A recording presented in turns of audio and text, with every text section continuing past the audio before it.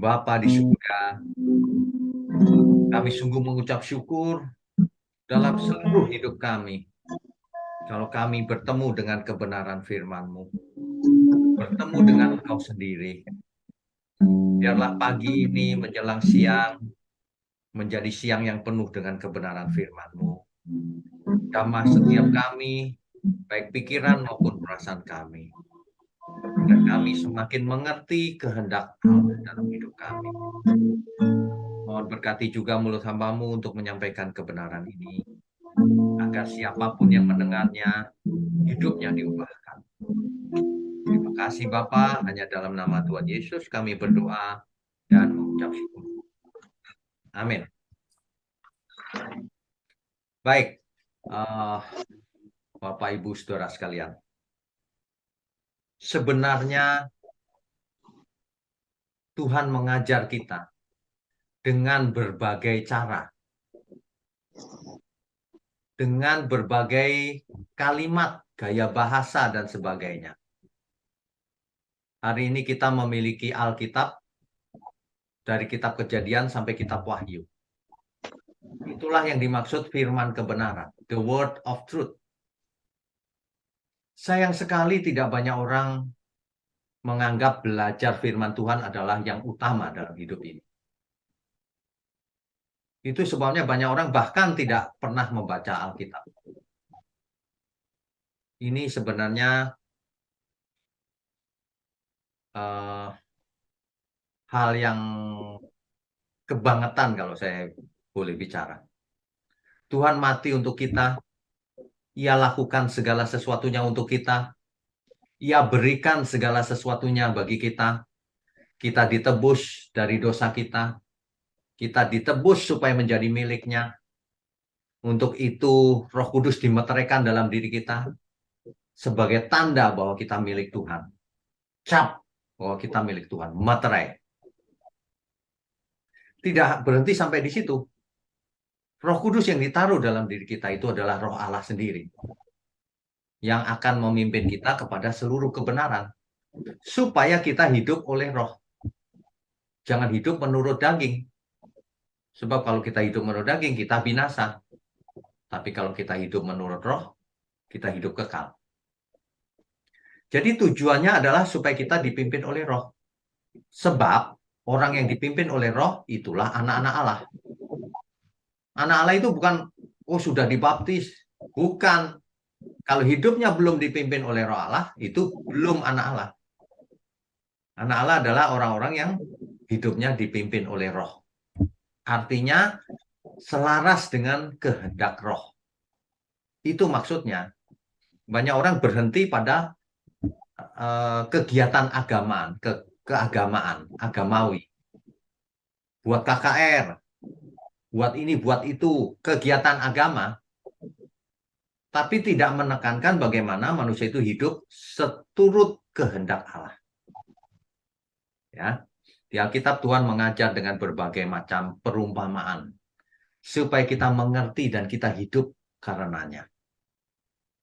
Pagi menjelang siang ini kita harus bertanya kepada Tuhan, Tuhan, apa yang harus aku lakukan dalam hidupku ini? Tuhan, bagaimana aku harus hidup menyenangkan Tuhan? Tanya, jangan dipikir sendiri. Aku sudah kasih persepuluhan, Tuhan sudah senang. Enggak, itu enggak ada gunanya sama sekali. Aku sudah bernubuat Tuhan, mengusir setan demi nama Tuhan. Enggak ada gunanya sama sekali itu semua itu. Jika Tuhan tidak berkehendak. Sebab banyak orang melakukan kegiatan agama itu cuma kegiatan seperti pekerjaan gitu. Hatinya tidak melekat pada Tuhan. Ketahuan. Sebab apa yang diucapkannya, dikhotbahkannya itu tidak sesuai Alkitab. Tujuannya cuma melucu, menghibur pendengarnya. Itu proyek pribadi itu. Meskipun kelihatannya kegiatan rohani.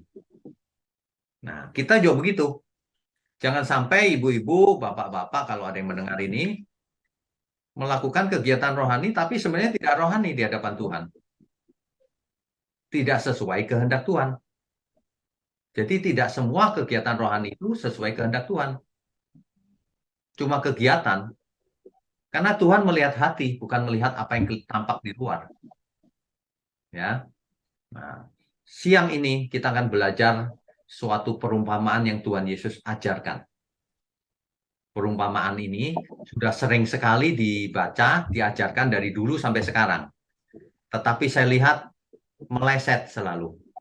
Pengertiannya selalu salah. Ya, coba kita belajar. Ibu-ibu semua ya, kita semua kalau baca Alkitab harus urut, harus mengerti konteksnya. Pagi menjelang siang ini kita akan membaca ayat yang sangat panjang. Kalau biasanya orang hanya baca 1-2 ayat, kali ini kita akan baca panjang sekali. Ya, oke. Kita buka dari Lukas, pasalnya yang ke-15, mulai ayat 11 sampai 32. Ini adalah pengajaran dari Tuhan Yesus. Tuhan loh yang mengajar. Jangan sampai kita tidak mengerti. Oke, kita baca ya. Dari ayat 11. Yesus berkata lagi, ada seorang mempunyai 2 anak laki-laki. Kata yang bungsu kepada ayahnya, ada yang bungsu, ada yang sulung rupanya. 2 anak laki-laki.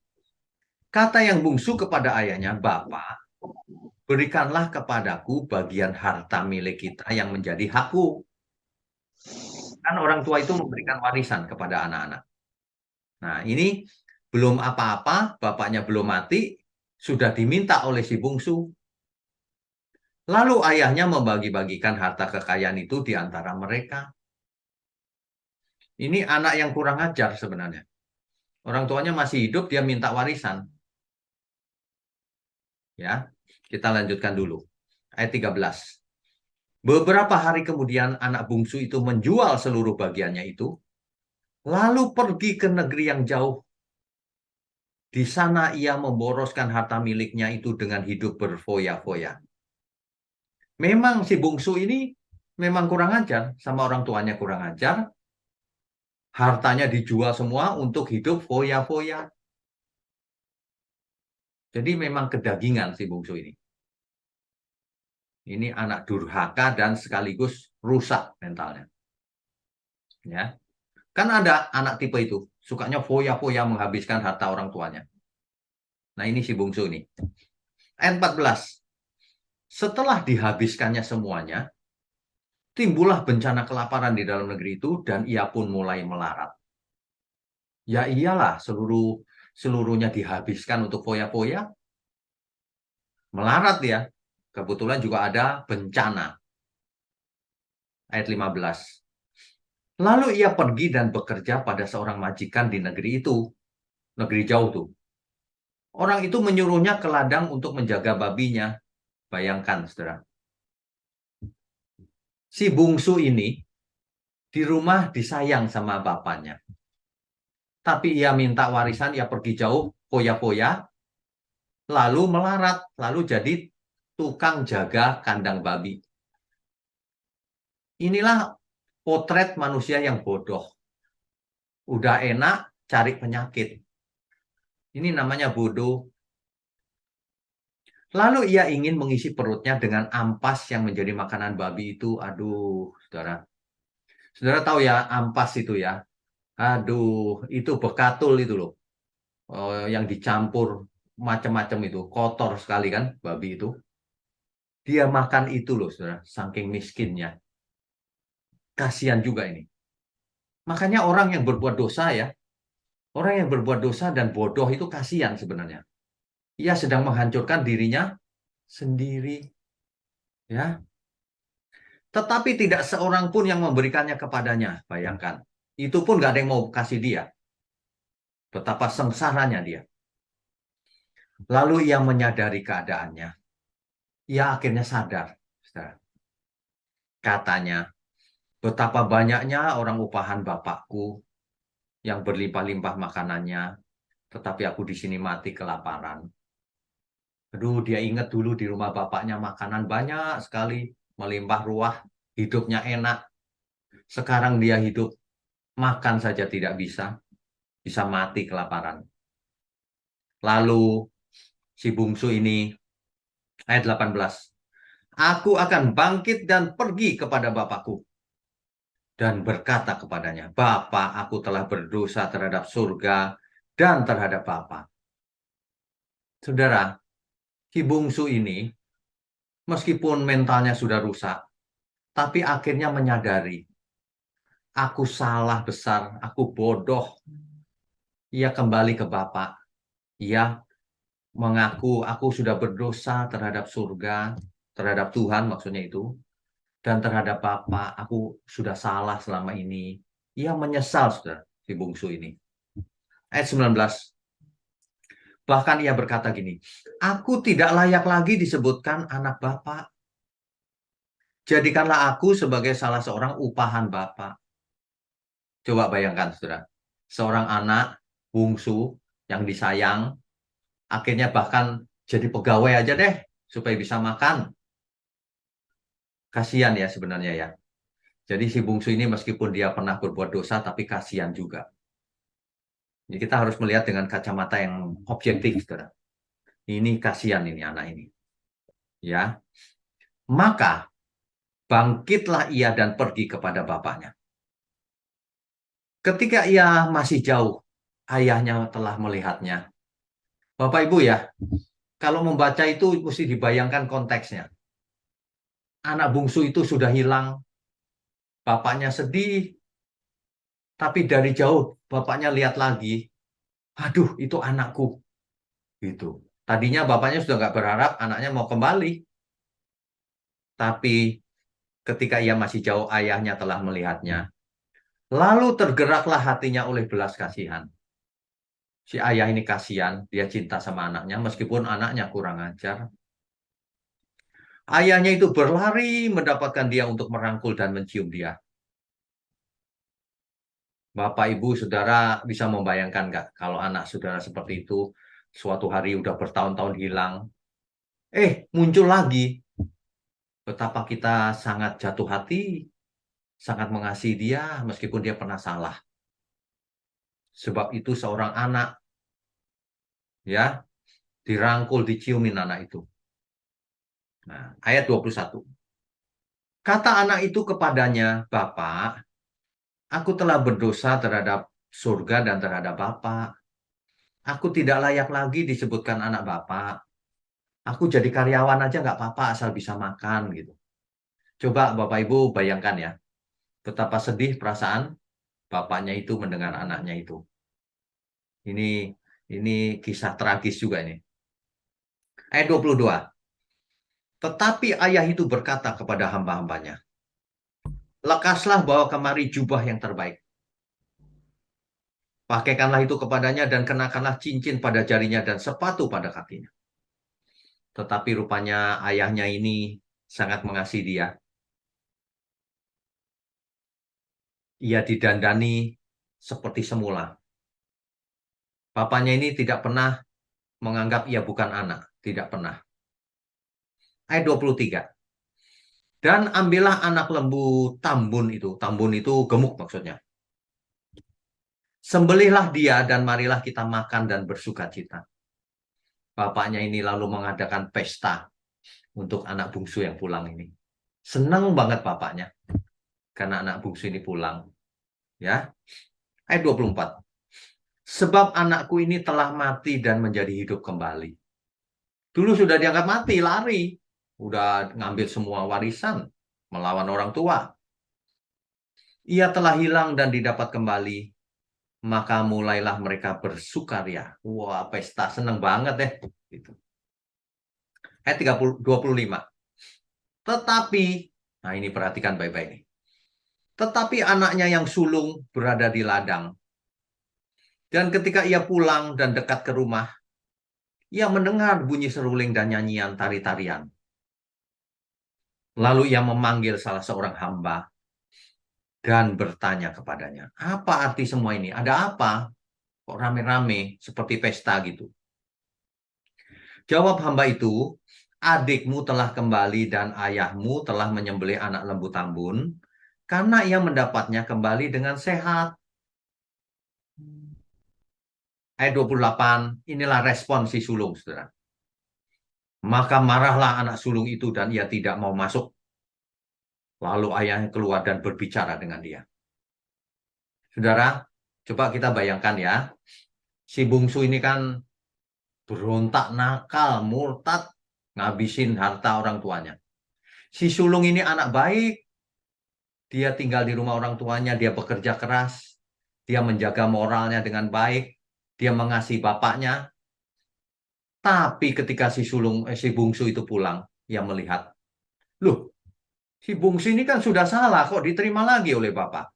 Dipestain lagi, aku aja nggak dipestain. Marah besar dia. Dia marah, saudara. Maka marahlah anak sulung itu dan ia tidak mau masuk. Ngambek dia, nggak mau masuk. Lalu ayahnya keluar dan berbicara dengan dia. Tetapi ia menjawab ayahnya, katanya, telah bertahun-tahun aku melayani Bapak dan belum pernah aku melanggar perintah Bapak. Tetapi kepadaku belum pernah Bapak memberikan seekor anak kambing untuk bersukacita dengan sahabat-sahabatku. Ini yang murtad, yang ngabisin harta Bapak, pulang dipestain. Aku aja nggak pernah. Marah si sulung ini, saudara. Ya, tetapi baru saja datang anak bapak yang telah memboroskan harta kekayaan bapak bersama-sama dengan pelacur-pelacur. Maka bapak menyembelih anak lambu tambun itu untuk dia. Rupanya si bungsu ini pergi menghabiskan foya-foya itu dengan pelacur-pelacur juga, saudara. Ya, kata ayahnya kepadanya, anakku, engkau selalu bersama-sama dengan aku, dan segala kepunyaanku adalah kepunyaanmu. Ya, kita patut bersukacita dan bergembira karena adikmu telah mati dan menjadi hidup kembali. Ia telah hilang dan didapat kembali. Bapak, Ibu, Saudara sekalian, Tuhan memberikan perumpamaan ini supaya kita itu berpikir, apakah kita itu si bungsu atau si sulung? Yang benar si bungsu atau si sulung? Banyak orang berpikir si bungsu itu salah, si sulung yang benar, taat sama orang tuanya. Tapi ya, yang benar adalah dua-duanya salah. Tapi si bungsu lebih baik. Kenapa? Ia minta ampun. Bapaknya begitu mengasihi dia karena ia minta ampun. Sedangkan si sulung marah-marah karena ada adiknya diampuni. Ini sebenarnya si sulung ini jahat. Meskipun dia tidak pernah melanggar perintah bapaknya. Meskipun ia anak yang taat, patuh di rumah. Tapi ia memiliki hati yang jahat. Ketika adiknya pulang, ia marah. Mestinya nggak diterima itu, gitu. Ini memberi pelajaran buat kita. Dulu kita pikir si sulung itu yang taat, yang baik ya. Bukan, ini si sulung ini yang jahat sebenarnya. Dia taat karena dia ada maunya, tapi dia tidak mau mengampuni orang yang salah. Itulah yang terjadi pada sebagian besar kita. Kalau melihat orang berdosa, oh itu jangan diampuni itu. Kalau ada orang jatuh selingkuh, diomongin kiri kanan. Sementara Bapak di surga, pulanglah anakku, pulang. Sementara kita menjadi si sulung, marah kalau ada orang diampuni. Waduh, itu namanya jahat loh. Mestinya si sulung ini seperti bapaknya. Adikku pulang, yes. Gitu. Bukan hitung-hitungan harta. Bukan hitung-hitungan aku lebih baik, aku taat. Bukan. Itulah orang-orang beragama. Aku rajin kok beragama. Aku membayar persepuluhan, taat. Tapi kalau lihat orang lain berbuat salah, dia hukum. Ini si sulung ini jahat. Jadi kita harus mengerti uh, dengan benar. Potret ini sebenarnya adalah potret Bapak itu adalah Bapak kita di surga. Bapak di surga itu sangat mengasihi kita semua. Meskipun kita pernah berbuat dosa, kalau kita kembali, dirangkul, dipestain. Tapi jangan di antara kita merasa sudah baik, tidak pernah berbuat dosa. Tapi kalau melihat orang lain diampuni, kesel, sakit hati. Waduh, makanya ya di gereja itu ya. Di gereja itu sebenarnya potret seperti ini yang terjadi. Gembala itu kan seperti bapak. Jemaat itu seperti si sulung dan si bungsu. Kadang-kadang seorang gembala memperlakukan seorang yang bersalah. Kita beri kesempatan dia asal dia mau bertobat. Tapi orang-orang yang merasa baik, kesel banget sama gembalanya. Ini seorang sudah berdosa kok diberi kesempatan. Kok diperlakukan baik. Ini si sulung ini. Sebenarnya itu kejahatan dalam hati. Jangan sampai kita seperti itu. Kita harus seperti Tuhan Yesus, seperti Bapa di surga. Yang selalu menerima siapapun yang kembali, si anak sulung ini. Ini pelajaran yang diinginkan Tuhan bukanlah ketaatan buta. Yang diinginkan Tuhan bukanlah ritual agama. Yang diinginkan Tuhan bukan persembahan yang berupa uang atau apapun, bukan. Ya, ingat baik-baik itu. Yang diinginkan Tuhan dalam hidup kita itu apa sebenarnya? Kita baca, kita baca sebentar.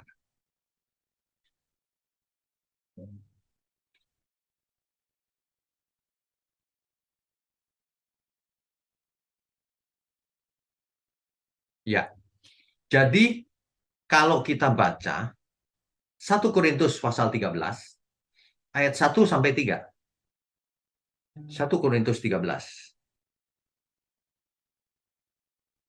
Iya. Oke.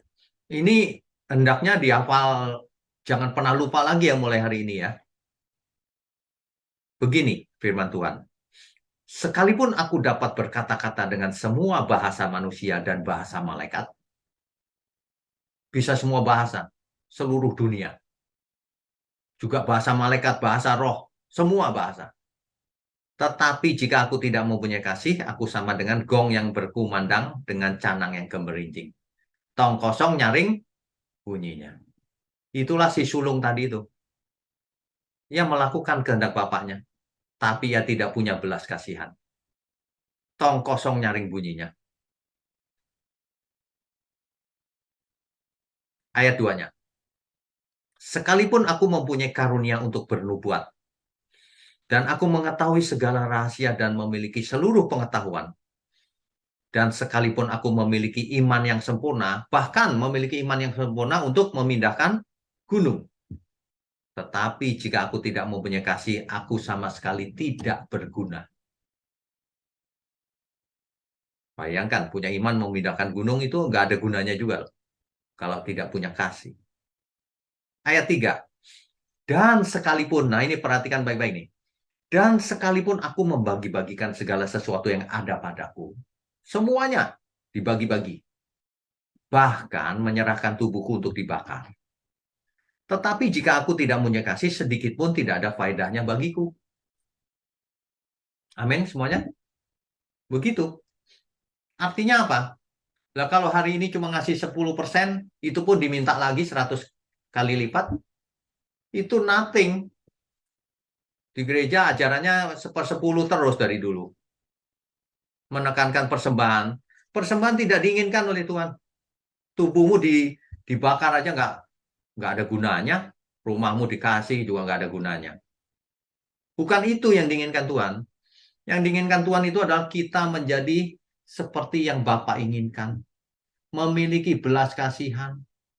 Yang kuingini adalah belas kasihan, bukan persembahan. Demikian firman Tuhan. Orang nggak punya belas kasihan tapi agamawi banget gitu. Bayar persepuluhan ke gereja rajin. Itu omong kosong. Tong kosong nyaring bunyinya, kata Alkitab. Makanya ibadah itu yang benar.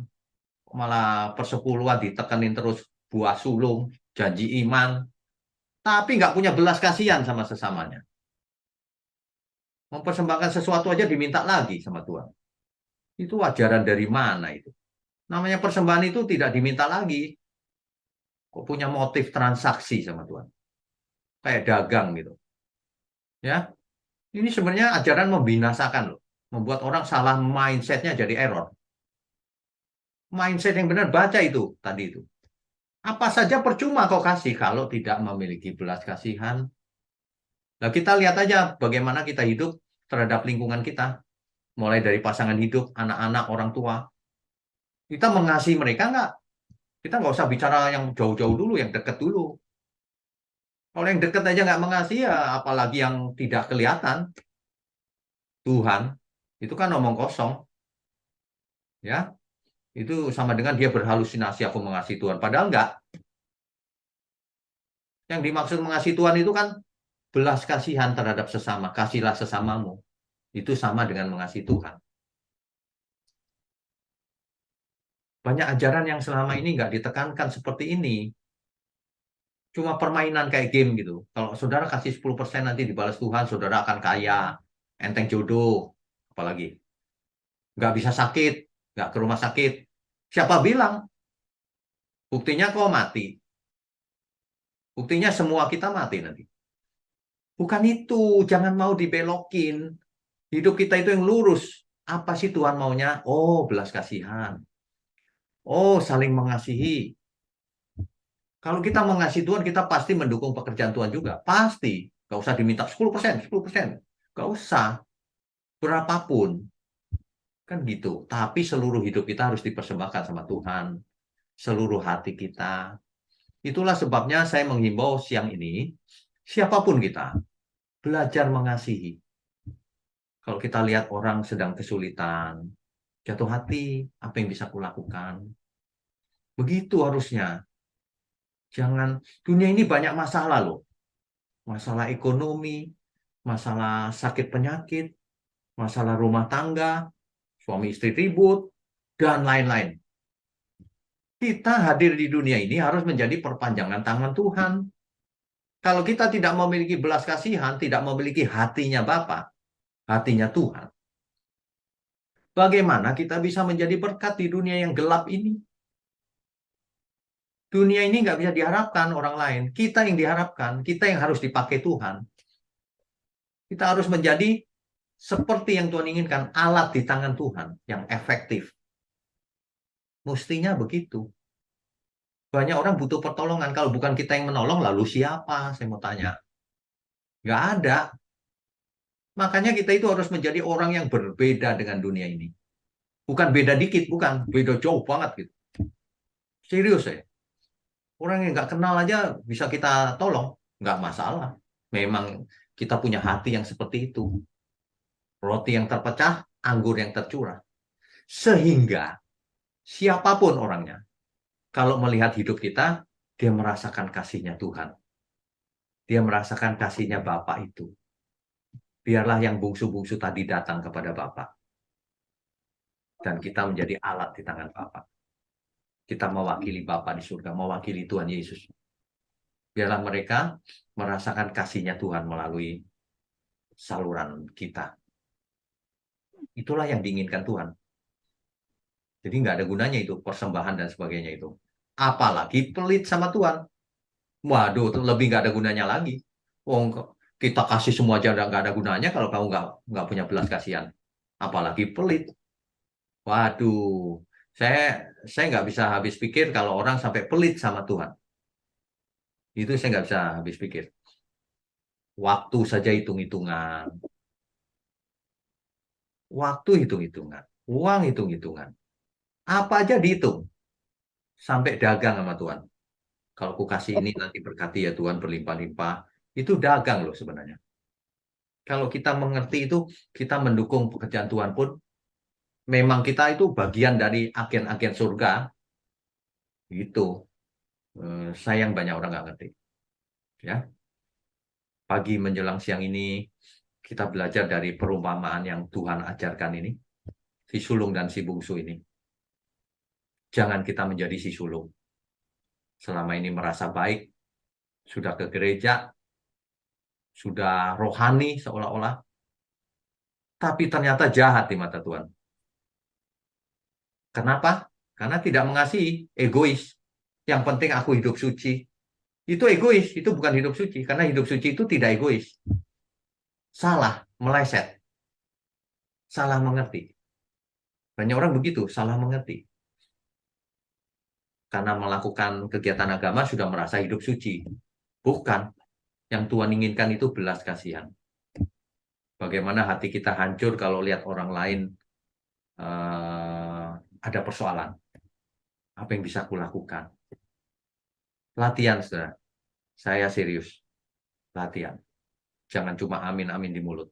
Mari kita latihan. Itu tidak harus uang yang dibagikan.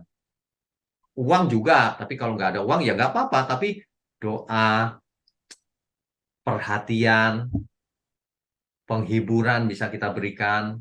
Macam-macam. Sehingga orang merasa kalau di dekat kita itu merasakan kasihnya Bapa.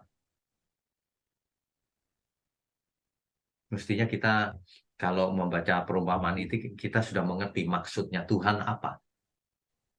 Jadi kalau kita baca perumpamaan yang lain-lain itu masih sama. Ceritanya pasti itu.